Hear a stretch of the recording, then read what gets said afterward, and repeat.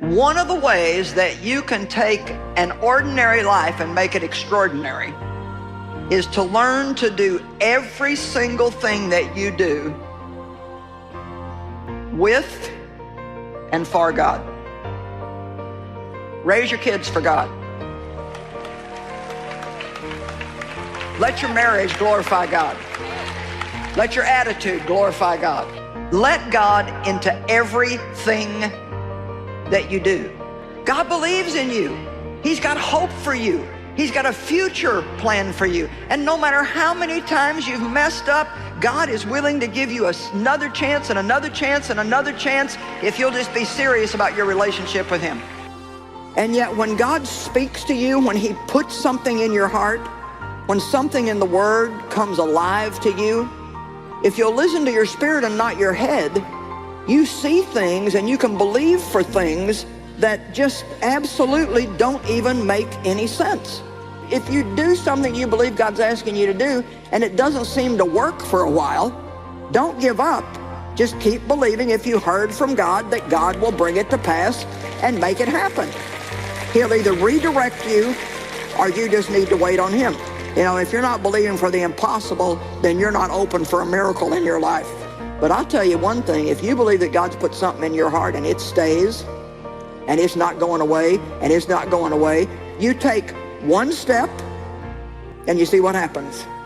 If that seems to work, you take another step and you see what happens. And if that seems to work, then you take another step. And pretty soon those steps that were baby steps are starting to get bigger and bigger and bigger. And before you know it, you know what's going to happen? You're going to be running with God full speed ahead, doing things that you cannot even imagine. We all have things that we're believing for. A dream to come to pass, our health to turn around, to meet the right person.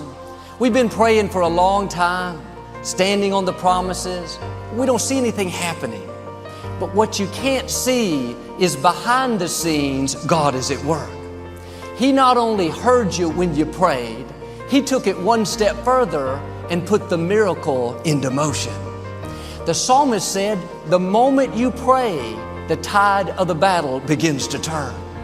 And just because you don't see anything happening doesn't mean the answer is not on the way.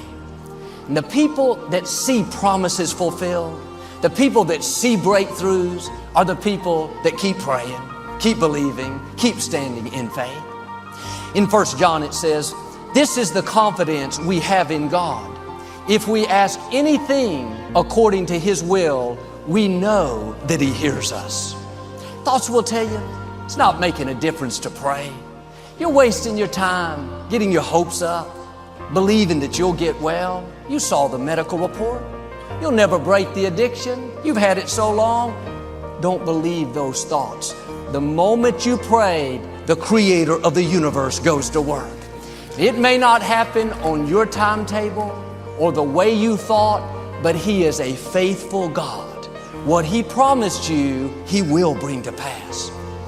David said, each morning I bring my request before God and wait expectantly. He didn't just pray and say, okay, I did my part. He prayed and then waited with expectation.